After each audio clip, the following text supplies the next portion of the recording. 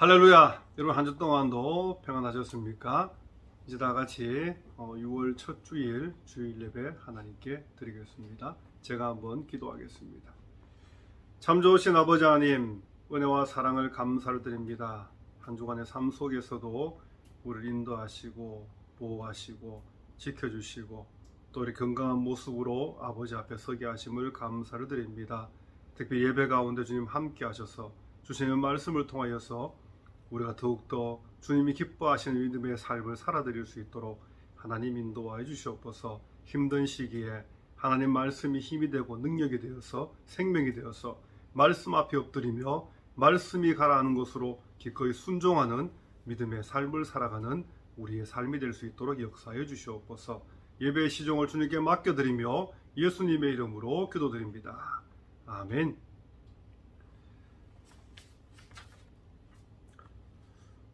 이제 다 같이 개회 찬송 보혈을 지나 찬송 드리겠습니다.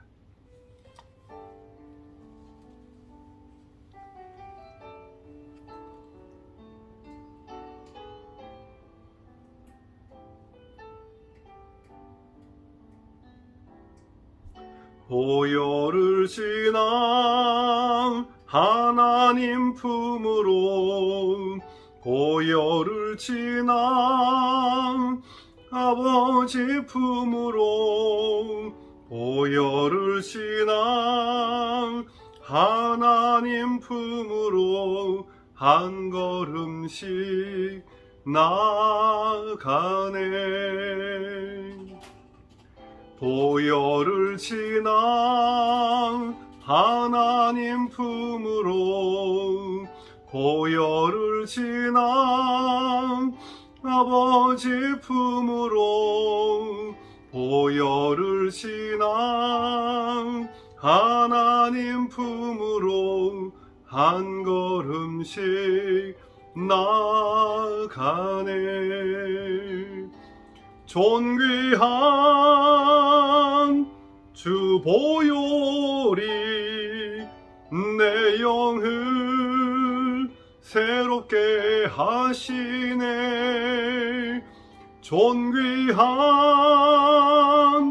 주 보혈이 내 영을 새롭게 하네. 아멘. 이 시간 다같이 사도신경으로 신앙 고백 드리겠습니다. 전능하사 천지를 만드신 하나님 아버지를 내가 믿사오며 그의 아들 우리 주 예수 그리스도를 믿사오니 이는 성령으로 잉태하사 동정녀 마리에게 나시고 본디오 빌라도에게 고난을 받으사 십자가에 못 박혀 죽으시고 장사한 지 사흘 만에 죽은 자 가운데서 다시 살아나시며 하늘에 오르사 전능하신 하나님 우편에 앉아 계시다가 저르러서 산자와 죽은 자를 심판하러 오시리라.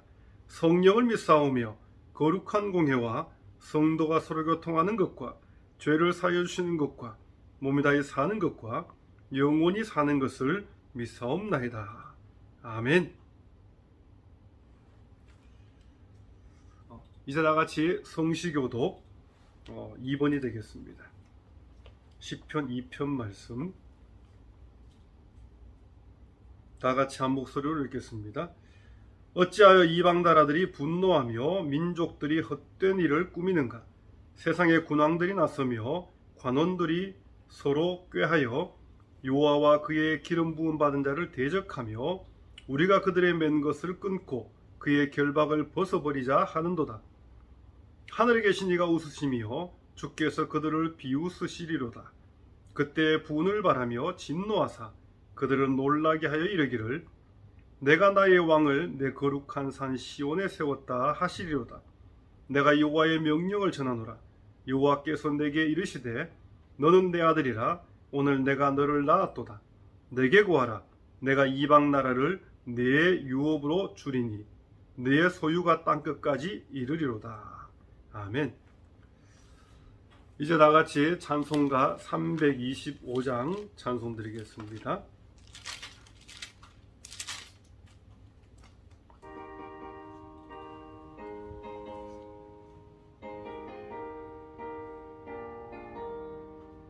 예수가 함께 계시니 시험이 오나 겁없네.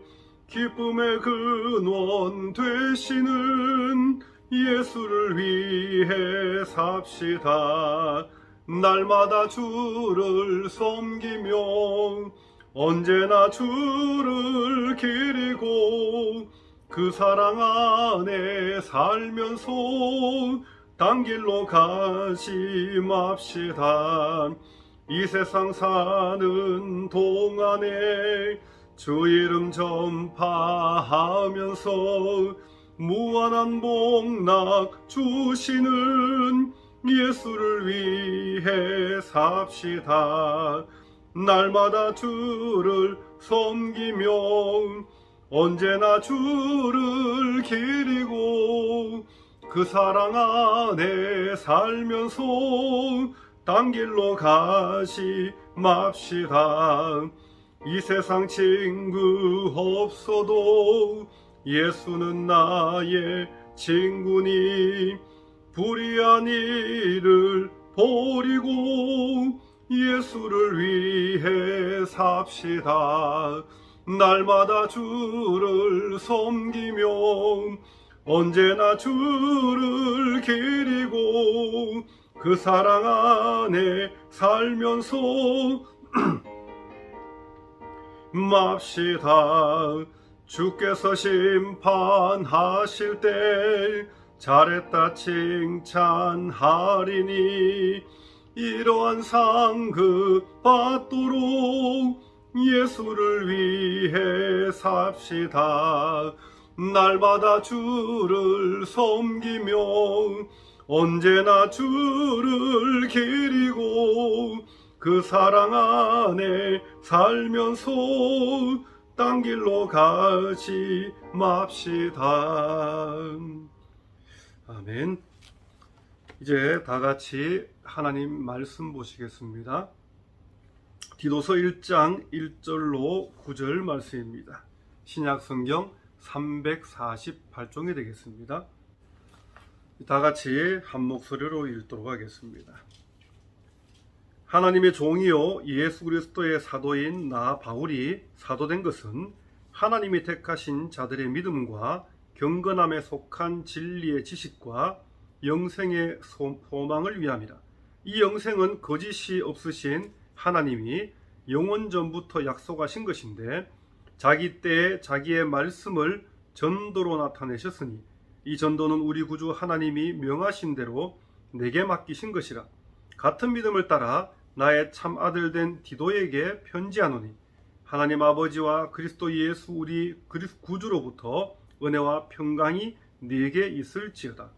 보라, 너를 그레데에 남겨둔 이유는 남은 일을 정리하고 내가 명한 대로 각 성의 장로들을 세우려 하려 함이니 책망할 것이 없고 하나님의 남편이며 방탕하다는 비난을 받거나 불순종하는 일이 없는 믿는 자녀를 둔 자라야 할지라.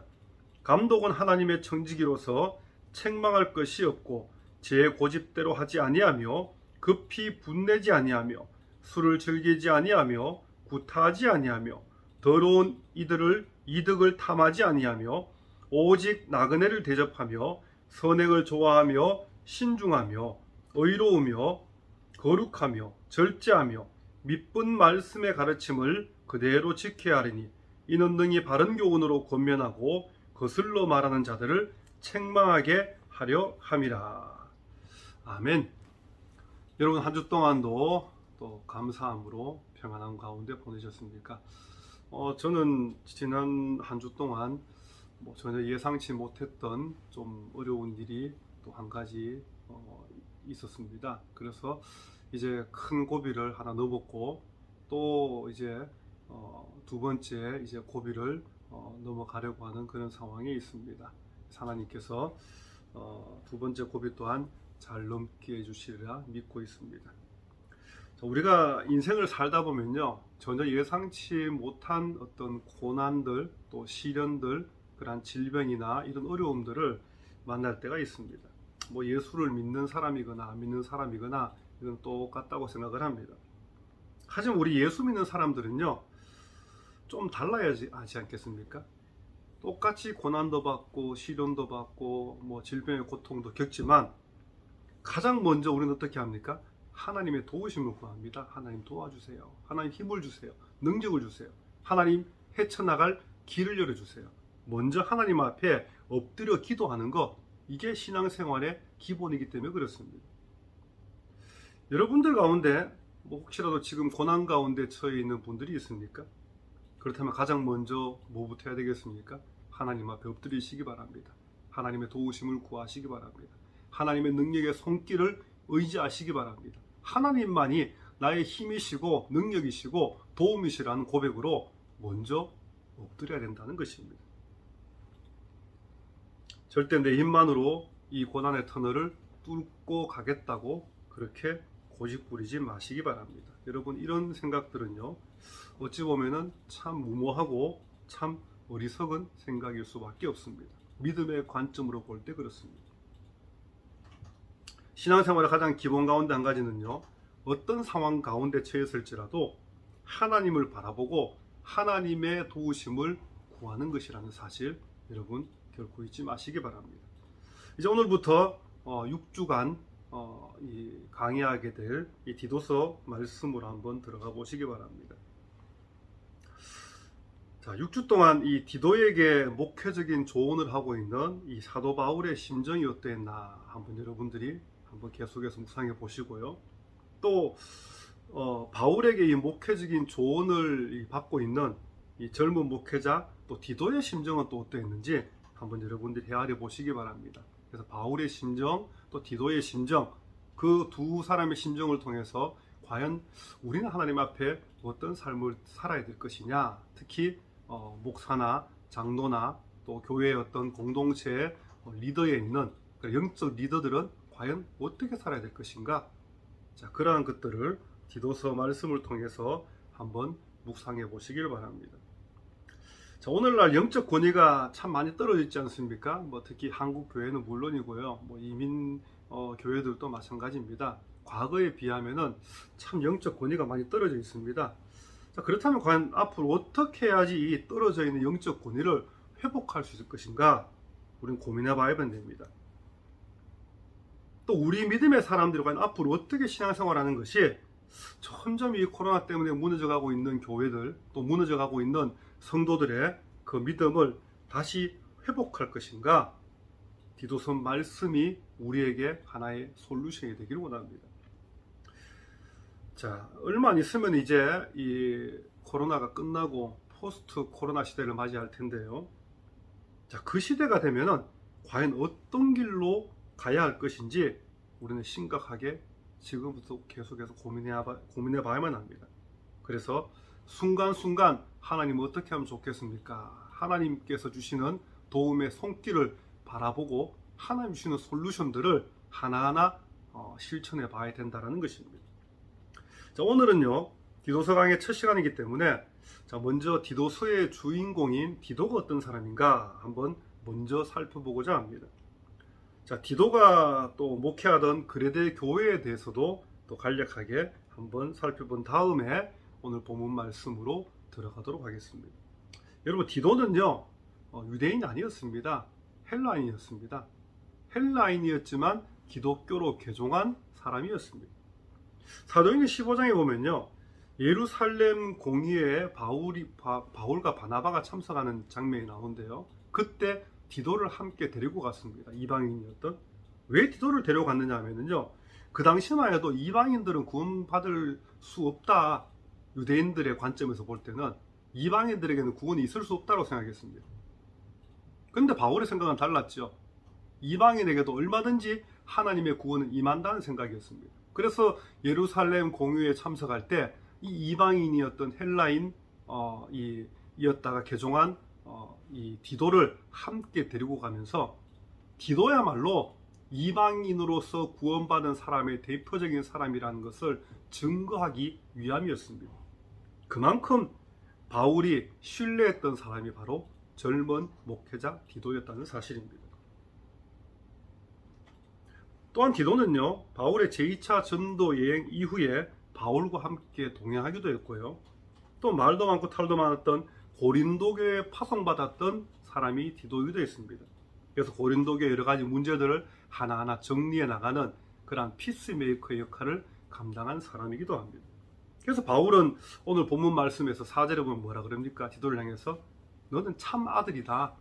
자, 바울이 결혼한 적이 없지만요, 바울은 뭐 여러 사람들 향해서 아들이라는 표현을 썼습니다. 그 중에 한 사람이 바로 디도입니다. 그냥 아들도 아니고 참 진정한 아들이다. 그리고 또 동료라, 또 동력자라, 고린도후서 8장에 보면은 또 그렇게 디도를 칭하고 있기도 합니다. 여러분, 디도는요, 한마디로 사도 바울에게 많은 사랑도 받고 또 신임을 받았던 그런 신실한 목회자였습니다. 여러분, 디도의 이름의 뜻이 무엇인지 아십니까? 디도는요, 충성이란 이름의 뜻을 가지고 있습니다. 그래서 자신의 이름에 걸맞게 그렇게 일평생 산 사람이 바로 디도였습니다. 여러분, 바울이 디도서를 기록할 당시에 디도는요, 그레데 교회를 맡아서 목회하고 있던 상황입니다. 여러분, 그레데라는 곳은요, 이 그리스에서 가장 크고 지중해에서 5번째로 큰 섬입니다. 그래서 유럽의 지도를 보면은 그리스 맨 밑에, 그리스 옆에 에게잖아요. 에게의 맨 밑에 보면은 섬이 크다란 게 하나 있습니다. 그 지중해 한가운데이기도 하고요. 사이즈는 한 제주도의 4.5배 사이즈 정도입니다. 뭐 결코 작은 섬이 아니죠. 엄청 큰 섬입니다. 그래서 지중해와 이 그리스를 끼고 있는 에게해를 지나가는 배들이 반드시 거쳐가야 되는 곳이 바로 이 해상교통의 요충지였던 그레데였다는 것입니다. 그래서 그레데에는요, 교통이 발달하다 보니까 각 지역에서 온 무역상들이 이렇게 지나가기도 하고 또 무역 거래도 하고 또 왔다 갔던 사람들이 거기에 정착해 살기도 하고 그런 곳이 바로 그레데였습니다. 근데 그레데에는요, 교회가 세워지기 전부터 이미 소수의 그리스도인들이 있었습니다. 아마도 각 지역에서 왔다 갔다 하는 그런 사람들을 통해서 영향을 받아서 그리스도인이 된 것 같습니다. 이들 소수의 그리스도인들 중심으로 했어요. 사도 바울에 의해 세워진 교회가 바로 그레데 교회였습니다. 근데 이 그레데 교회를 한마디로 말하면요, 아직까지도 기초가 너무나 연약한 그런 교회였습니다. 체계도 안 잡혀 있고 뭐 조직도 제대로 안 서 있는 그런 교회였다는 것입니다. 그래서 바울이 일단 교회는 세웠지만은 또 다른 데로 가야 되는 상황에서 제대로 세워지지 않았던 교회에 바로 누구를 남겨두고 갔느냐? 바로 이 오늘 본문의 주인공인 디도를 남겨두고 갔다라는 것입니다. 근데 디도가 막상 목회를 하려니까 힘이 들겠습니까? 안 들겠습니까? 뭐 아무것도 체계도 안 잡혀 있고 기초도 제대로 안 세워져 있고 더구나 유대에서 온 유대인 거짓 교사들이 막 비욕하고요, 잘못된 거짓 가르침들을 통해서 이 엉뚱한 길로 막 인도하니까 그것 때문에 영적으로 더 혼란 상태에 있던 교회가 바로 그레데 교회였습니다. 자, 그래서 디도가 어떻게 하면 목회를 잘할 수 있을까? 좀 더 그레데 교회를 온전하게 건강한 교회를 세울 수 있을까? 자, 그것을 고민하면서 쓴 편지가 바로 디도서라는 것이죠. 다시 말하면 디도에게 주는 목회적인 솔루션이라는 것입니다.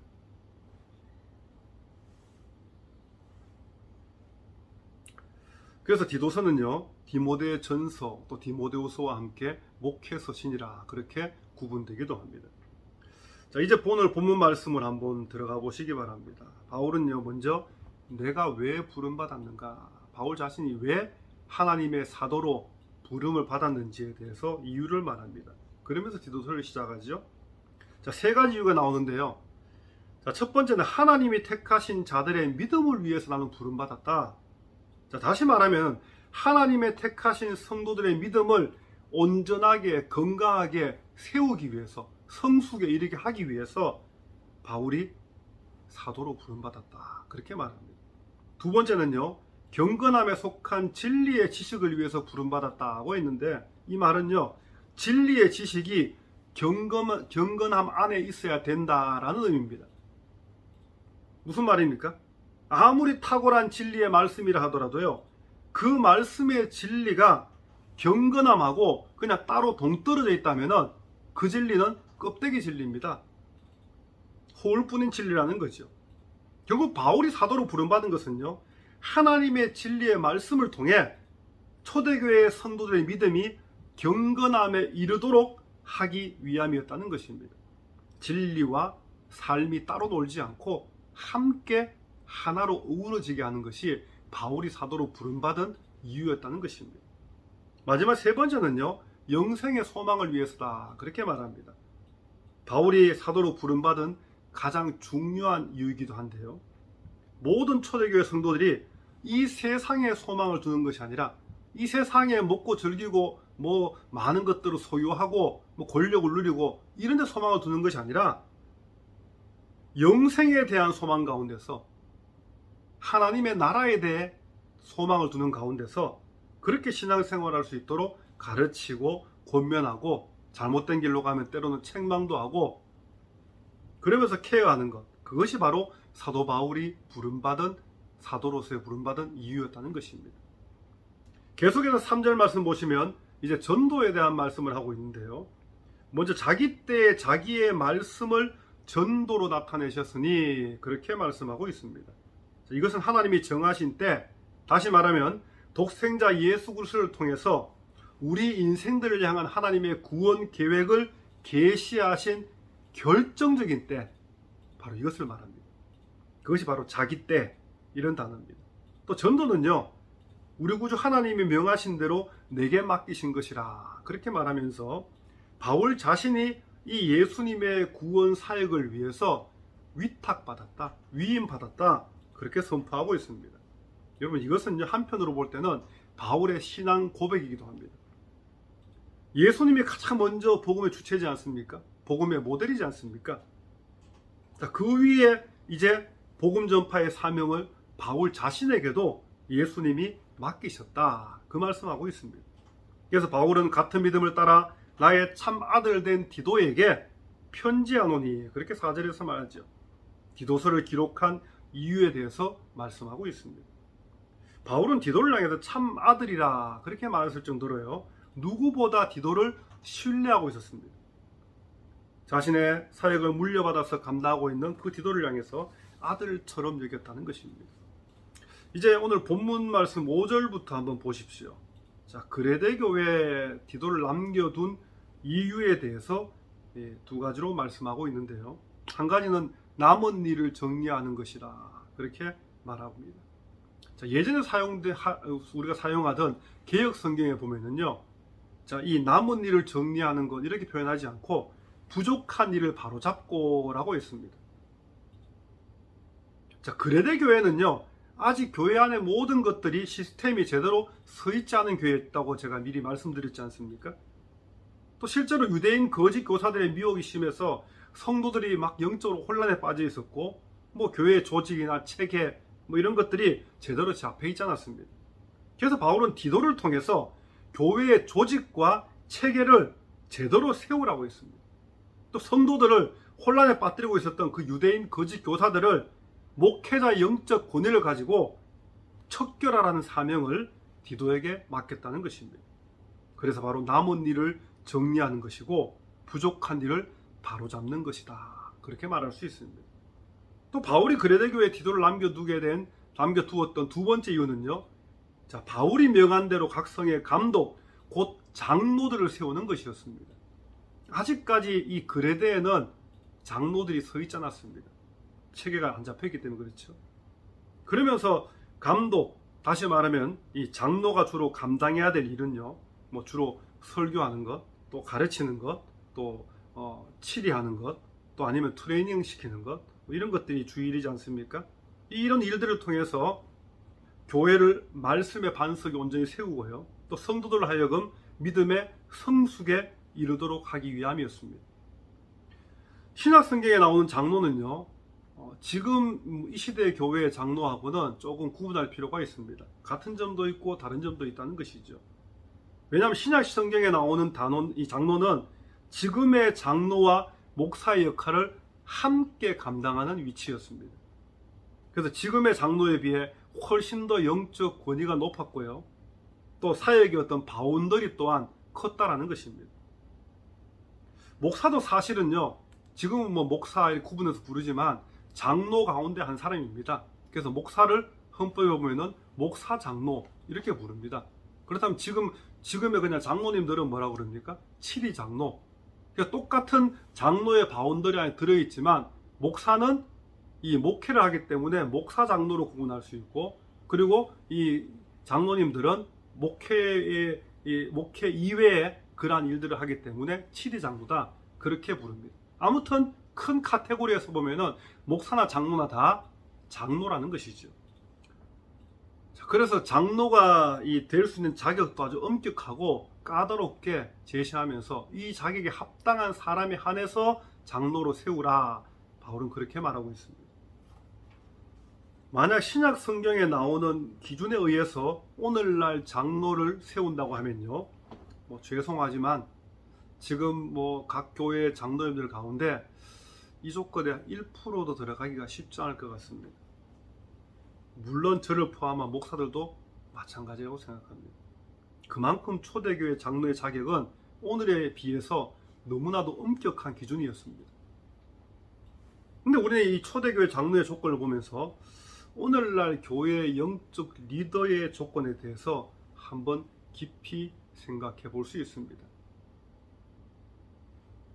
이제 본문 6절로 9절 말씀 보시면은요, 장로의 자격에 대해서 한번 여러분 세 보셨습니까?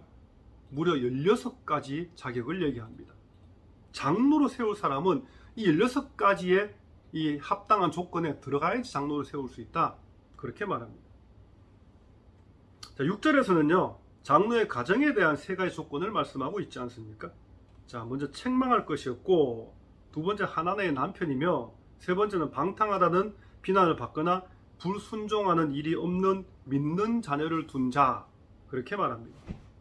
장로가 될 본인이 도덕적으로나 인격적으로 다른 사람에게 흠이 없어야 했습니다. 뭐 당연한 거죠. 또 하나님의 남편이어야 했다, 이 말은 무슨 말이냐면요, 당시에 일부 일처제가 아니라 일부 다처제를 하는 사람들이 많이 있었습니다. 그래서 그런 관습에 반대하는 것으로서 결혼 생활이 한 아내와 한 남편과의 관계를 통해 이루어져야 하는 것이지, 막 문란하게 여러 명의 아내와 함께 이루어져서는 안 된다는 것을 강조하기 위해서 그렇게 이 한 아내의 남편이 장로의 자격에 들어가 있습니다. 또 세 번째는 장로의 자녀 또한 반드시 믿음이 있어야 되고 방탕하거나 불순종함이 없어야 했습니다. 솔직히 이것만 해도 뭐 그렇게 쉬운 조건 아니라고 생각합니다. 본인이 아무리 믿음이 좋아도요, 아무리 도덕적으로 흠이 없더라도 자녀가 믿음이 없거나 자녀가 도덕적으로 부족하면 장로가 될 수 없다는 이것 하나만 보더라도요, 이 초대교회 장로의 자격이 얼마나 엄격했나라는 것을 알 수 있습니다. 계속의 7절에서는요, 자, 먼저 하나님의 청지기로 책망할 것이 없어야 했고, 또 제 고집대로 하지 않아야 했고요, 또 급히 분도 내면 안 되고, 또 술도 즐겨서는 안 되고, 어떤 이유로든 폭행을 해서도 안 되고, 또 더러운 이득을 탐해서도 안 된다, 그렇게 말씀합니다. 뭐 많이 나오지 않습니까? 여러분, 장로는요, 자신이 맡고 있는 직분이 청직이라는 그 사실을 한시도 잊어서는 안 되는 사람입니다. 여러분, 청지기가 뭡니까? 간단하게 얘기하면 매니저 아닙니까? 오너가 아니라, 오너가 어떤 역할을 맡긴, 어떤 사명을 맡긴 매니저가 바로 청직이지 않습니까? 만약에 매니저가 나는 오너야 착각한다면 어떻게 되겠습니까? 여러분, 오너이신 하나님이 우리를 매니저, 다시 말하면 청지기로 세우셨다는 사실을 늘 잊어버리지 마시기 바랍니다. 제 고집대로 하지 않아야 된다, 이 말은요, 교만해서는 안 된다는 말인데요, 교만은 곧 하나님을 무시하는 데서 출발하는 사실, 여러분 잊지 마시기 바랍니다. 여러분, 하나님 앞에서 나는 아무것도 할 수 없는 지극히 연약한 존재라는 그 사실을 인정하는 것, 하나님, 저는 죄인일 수밖에 없습니다, 저는 부족할 수밖에 없습니다, 그것이 바로 믿음의 출발점이라는 사실을 잊지 마시기 바랍니다. 장로의 직분 온전히 감당하기 위해서 가장 필요한 건 역시 바로 이 자기 고집대로 하지 않는 것, 다시 말하면 교만을 버리고 하나님 앞에서 겸손으로 허리를 동이는 것입니다. 여러분, 바울의 가르침은요, 뭐 절대 어떤 어설프거나 뭐 이렇게 얼렁뚱땅하지 않았습니다. 아주 명확하고 아주 명료하게 그렇게 가르쳐주고 있습니다. 장로는 급히 분을 내어서도 안 되고요, 술을 즐겨서도 안 되고, 폭력을 행해서도 안 되고, 더러운 이득을 탐해서도 안 된다. 이렇게 정확하고 명확하게 그렇게 말씀하고 있습니다. 제가 캐나다에 와서 1년도 채 안 됐을 때 직접 겪었던 일인데요. 한 선배 목사님이 함께 가자 그래서 뭐 어디로 간지도 잘 모르고 따라간 적이 있습니다. 일면식도 없는 한 집사님의 집이었는데요. 마침 그날이 땡스기빙 이 파티, 이 추수감사절 파티를 하는 그런 날이었습니다. 그래서 막 식사가 이제 시작되었는데요. 이 선배 목사님의 사모님이 맥주 캔을 하나 탁 따더니만은 한 모금 딱 하시면서 뭐 저희들에게, 저와 아내에게 이렇게 목사님과 사모님도 맥주 한잔 하시지요. 그러면서 그 선배 목사님에게도 권하고 있었습니다. 자, 그 상황이 아내와 함께 너무나 충격적이었습니다. 제가 목사로서 기본적으로 가지고 있는 마인드는요, 최소한 목사와 사모는 좀 달라야 된다라는 마인드입니다.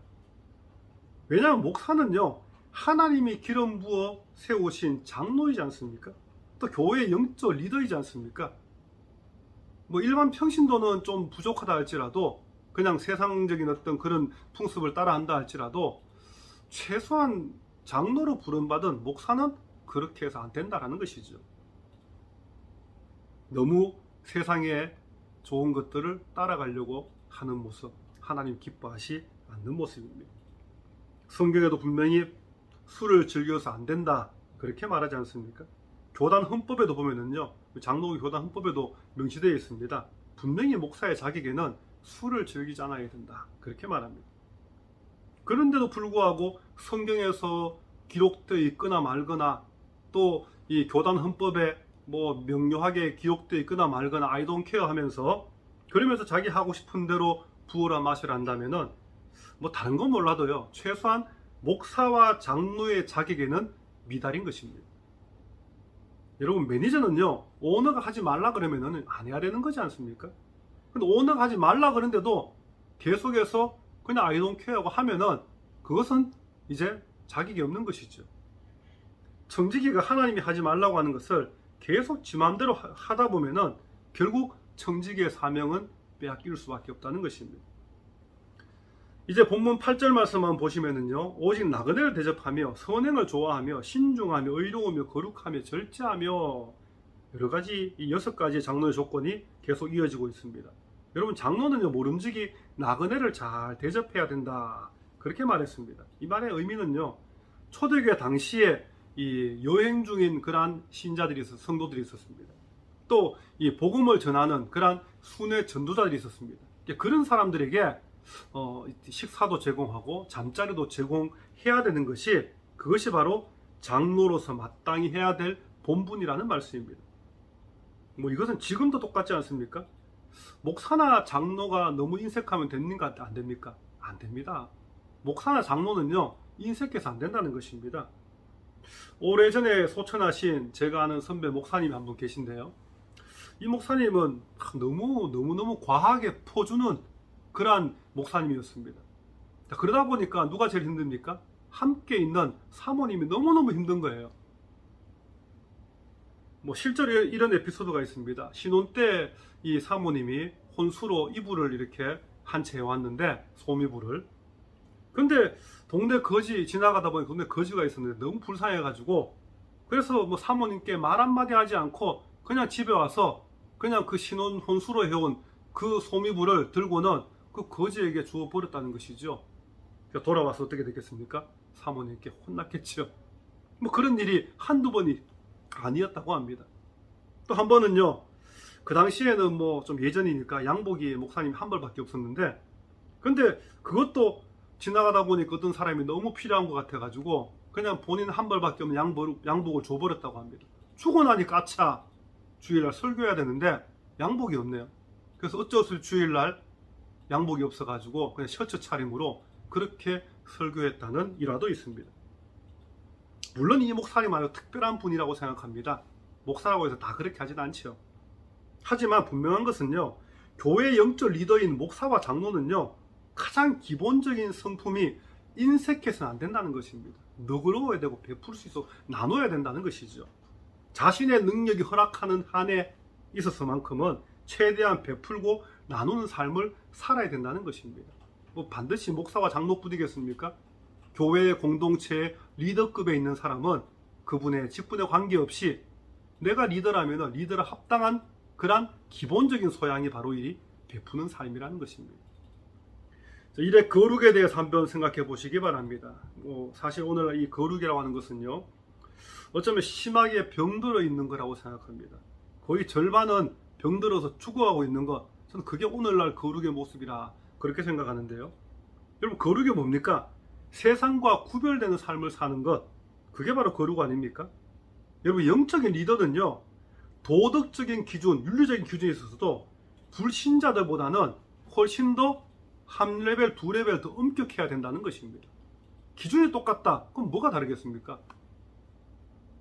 근데 거룩이라고 하는 것은요, 하나님과의 올바른 관계를 통해서 이루어진다는 사실을 믿으시기 바랍니다. 만약 어떤 성도가 별로 거룩하지 않아요. 어떤 교회 목사나 성도가 별로 거룩하지 않아요. 그러면은 무엇이 문제인가? 하나님과 영적 관계가 제대로 안 서 있는 경우가 대부분입니다. 하나님과의 관계만 제대로 되어 있으면은요, 완벽하지 못할지라도 최소한 다른 사람이 볼 때, 저 사람은 그래도 거룩한 사람이야. 그렇게 그런 삶을 살아갈 수 있다는 것입니다.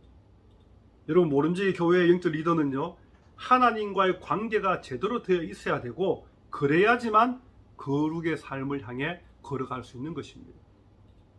요즘 매스컴에서 손가락질 받아도 아무 할 말이 없는 그런 아주 파렴치한 목사들, 이거는 목사이기 전에 인간적인 어떤 관점에서 봐도 저게 무슨 인간이냐, 저러면 안 되지, 저 사람은 차라리 세상에 안 태어났으면 좋을 뻔했다, 그런 사람이 목사라는 타이틀을 가지고 매스컴에 등장합니다. 그걸 보면서 드는 생각은요, 이 사람이 만약 하나님과 관계만 그래도 좀 제대로 돼 있었다면은 저렇게 망가져 있지는 않겠지, 저렇게 세상 사람들로부터 손가락질 당하고 지탄의 대상이 되지는 않았겠지 하는 생각이 들었습니다. 이제 마지막 9절 말씀 보시기 바랍니다. 자, 9절 말씀 보면은요, 밑분 말씀의 가르침을 그대로 지켜야 하리니. 자, 이 말씀은요, 마지막 16번째 장로의 자격인데요, 바로 영적 리더의 조건이기도 합니다. 자, 밑분 말씀이라 이 말의 의미는요, 밑부다라는 것은 신실하다, 참되다 이런 뜻이거든요. 그래서 밑분 말씀은요, 신실한 말씀, 참된 말씀이라는 뜻입니다. 다시 말하면 신실하고 참된 하나님의 말씀의 가르침을 그대로 지키는 것이야말로 장로의 자격이 된다, 장로의 조건이 된다, 그런 말씀입니다. 여러분, 하나님의 말씀의 가르침을 잘 지키기 위해서 가장 먼저 뭐부터 해야 되겠습니까? 말씀을 잘 지키는 말씀 알아야 되겠죠. 말씀을 많이 들어야 됩니다. 말씀을 많이 읽어야 됩니다. 말씀을 많이 배우고 때로는 연구까지 해야 됩니다. 그래야지만 일반 성도들에게 말씀을 제대로 가르칠 수 있는 리더가 될 수 있다는 것입니다. 여러분, 영적 리더는요, 만약 어떤 성도가 잘못된 길로 가면 어떻게 해야 됩니까? 그냥 그러거나 말거나 그냥 가만히 두면 됩니까? 안 됩니까? 아니지 않습니까? 내가 영적 리더라면은 성도가 잘못된 길로 가면은 때로는 관계가 좀 안 좋아진다 할지라도 꾸짖어서라도 책망해서라도 권면해서라도 타일러서라도 어떻게든 그 성도가 회개하고 하나님께로 돌아오도록 해야 될 사명이 있습니다. 근데 어떤 분들은 그분과의 관계가 좀 껄끄러워질 걸 그걸 염려해 가지고 그냥 보기만 하는 그런 분들이 있지 않습니까? 그런 분들은 저는 이 영적 리더의 이 자격이 없다고 생각합니다.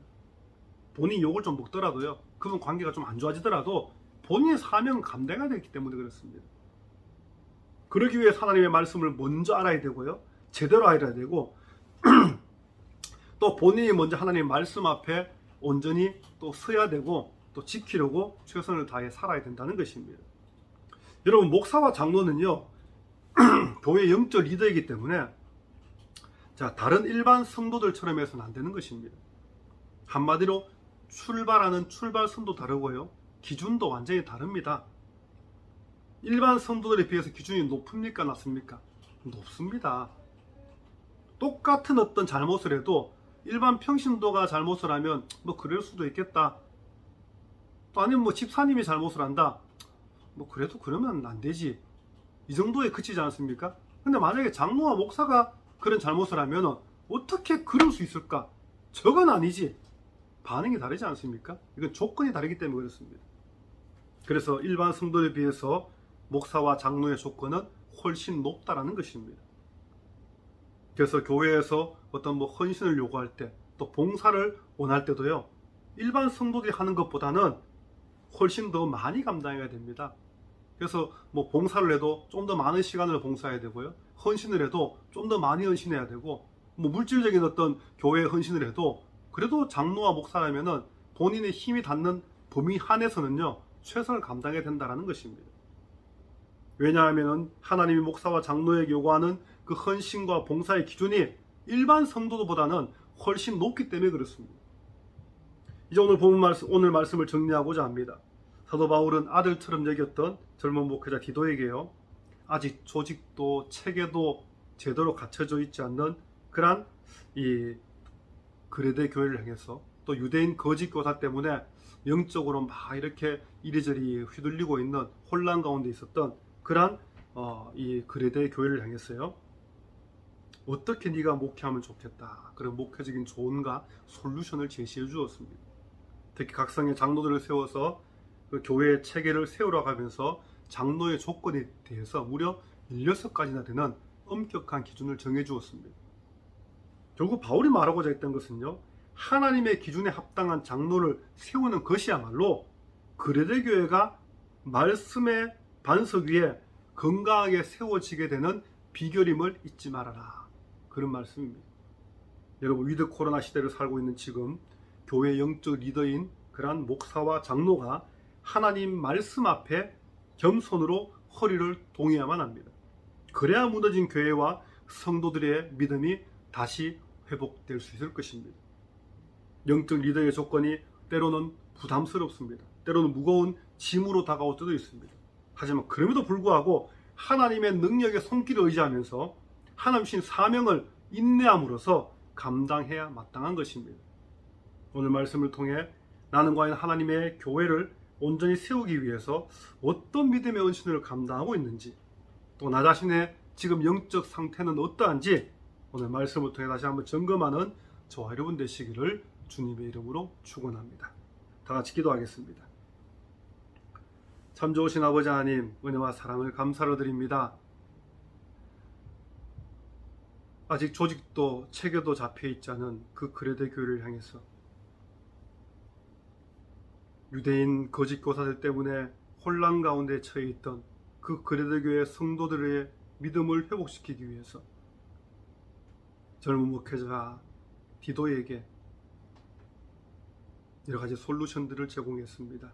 특별히 영적 리더의 조건, 장로의 조건이 무엇인가에 대해서 말씀하면서 교회의 영적 리더가 바로 세워질 때 더욱더 건강한 교회가 되고, 더욱더 하나님이 기뻐하시는 교회가 되고, 또 성도의 믿음이 성숙에 이르게 됨을 다시 한번 기억합니다.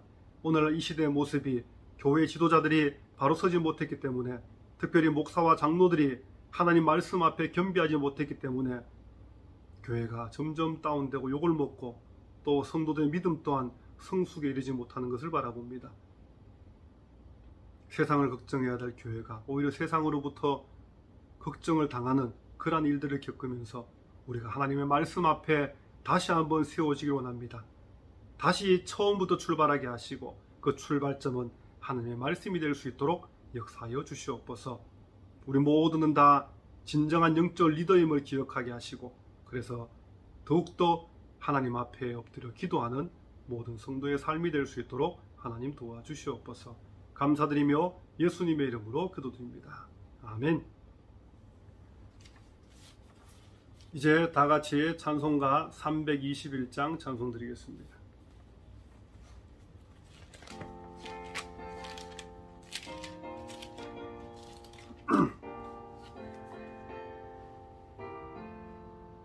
날 대속하신 예수께 내 생명 모두 드리니 늘 진실하게 하소서. 내 구주 예수여 나 구주 위에 살리라 내 기쁨 한량 없으리 내 갈 길인 도와소서 내 구주 예수여 날 구원하신 예수를 일평생 의지하오니 날 영접하여 주소서 내 구주 예수여 나 구주 위에 살리라 내 기쁨 한량 없으리 내 갈 길인 도와소서 내 구주 예수여 주 십자가에 달리사 날 자유하게 했으니 내 몸과 마음을 주 위에 다스게 하소서 나 구주 위에 살리라 내 기쁨 한량 없으리 내 갈 길인 도와소서 내 구주 예수여 아멘. 교회 소식 말씀드리겠습니다. 오늘 함께 또 예배드린 모든 분들께 감사하고 축복드립니다. 이 스테이 앳 홈이 지난 6월 2일로 마쳤습니다. 하지만 그럼에도 불구하고 계속해서 락다운은 이어지고 있습니다. 언제 또 이렇게 다시 모든 것이 해제되고 또 여러분들과 함께 대면 예배를 드릴 수 있을지 모르겠지만 아무튼 방침이 요즘 계속 이렇게 매주 바뀌고 있지 않습니까? 그래서 어떻게 바뀔지 정확하게 알 수 없습니다. 아무튼 온주 정부의 코로나 방침에 따라 당분간 온라인 예배를 드리고 또 대면 예배 드릴 수 있는 그날까지 여러분들이 믿음의 경주를 또 게을리하지 마시기 바랍니다. 오늘부터 6주 동안 기도서 강해를 또 하게 됩니다. 많이 기도해 주시기 바랍니다. 그리고 대면 예배가 시작된 이후에 백신 접종을 모두 마친 가정에 한해서 또 신방받기 원하는 가정은 신방해 주시기 바랍니다. 신방 신청해 주시기 바랍니다. 매주 한 두 가정 정도 그렇게 신방하려고 합니다. 이번 주 전교인 성경 통독 범위는 빌립보서 1장부터 골로새서 4장까지가 되겠습니다. 그리고 수요 성경 공부 변함없이 우리 30분에 줌을 통해서 하도록 하겠습니다. 광고 이상입니다. 이제 다같이 결단 찬송, 다같이 찬송 부르고 헌금 기도와 축도 예배를 마치겠습니다.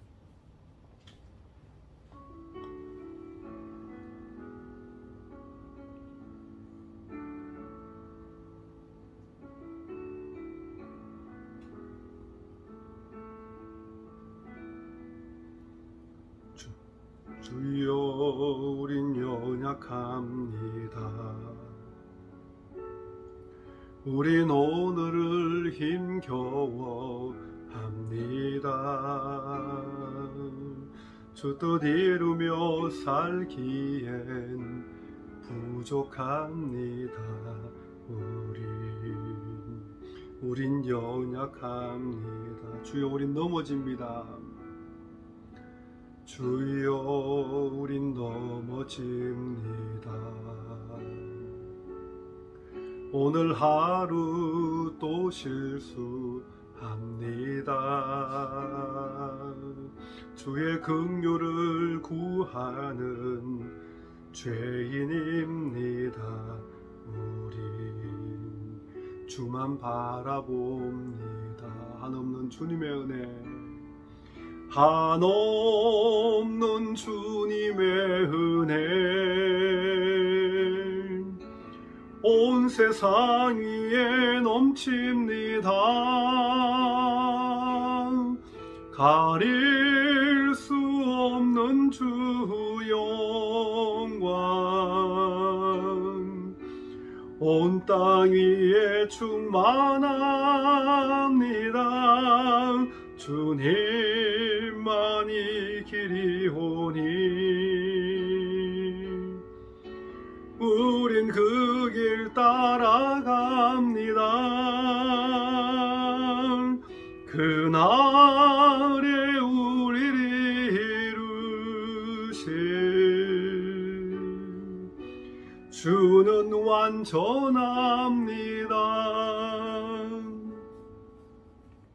주님 감사합니다. 이 시간에도 말씀을 통해서 우리에게 힘을 주시고 위로를 주시고 용기를 주심을 감사를 드립니다. 말씀 앞에 설 때 우리 연약함을 고백합니다. 우리의 부족함과 믿음 없음을 고백합니다. 하지만 말씀을 통해 다시 한번 우리가 업그레이드 되게 하시고 우리의 믿음이 성숙에 이르게 하시고 다시 한번 주님이 기뻐하시는 믿음의 삶을 살아드릴 수 있도록 하나님 인도하여 주시옵소서. 위드 코로나 시대에 힘겨운 신앙생활하고 있습니다. 많은 교회들이 힘겨운 가운데 있습니다. 하지만 그럼에도 불구하고 그 속에서 하나님의 도우심의 손길을 구하게 하시고 하나님의 능력의 손길을 의지함으로 포스트 코로나 시대를 기도로 준비하며 코로나가 다 물러갔을 때 다시 교회가 회복되고 성도들의 믿음이 회복되어 갈 수 있도록 하나님 인도하여 주시옵소서. 특별히 교회 공동체의 영적 리더인 목사와 장로들이 다시 한번 말씀 위에 바로 세워지게 하시고 세상을 두려워하는 것이 아니라 하나님만을 두려워하게 하시고 세상에 좋아 보이는 것 쫓아가는 것이 아니라 하나님의 말씀의 진리를 쫓아가는 그런 진정한 영적 리더의 삶을 살 수 있도록 하나님 인도하여 주시옵소서. 이 시간도 빈손 들고 오지 아니하고 아버지 앞에 주신 물질 구별해서 드립니다. 기뻐 받아 주시옵소서. 하나님의 교회가 물질 때문에 공고함 당하지 않도록 특별히 붙잡아 주시고 성도의 가정들 또한 물질 때문에 고통당하지 않도록 특별한 은혜를 베풀어 주시옵소서. 물질만 드리는 삶이 아니라 우리의 믿음을 드리게 하시고 우리의 시간과 우리의 삶의 모든 것도 주를 위해 드린 바 될 수 있도록 하나님 역사하여 주시옵소서. 한 주 동안도 말씀 들고 살아갈 때 승리의 삶을 살 수 있도록 하나님 함께하여 주시옵소서.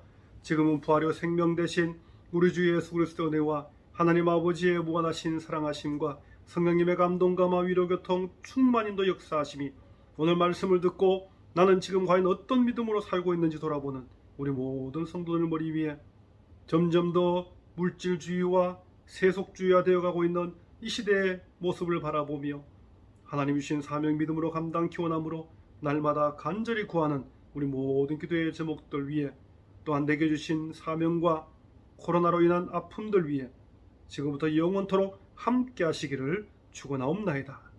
아멘. 이상으로 모든 주일 예배를 마쳤습니다. 여러분 한 주간도 승리하시고 하나님과 동행하는 믿음의 삶을 사시기 바랍니다. 감사합니다.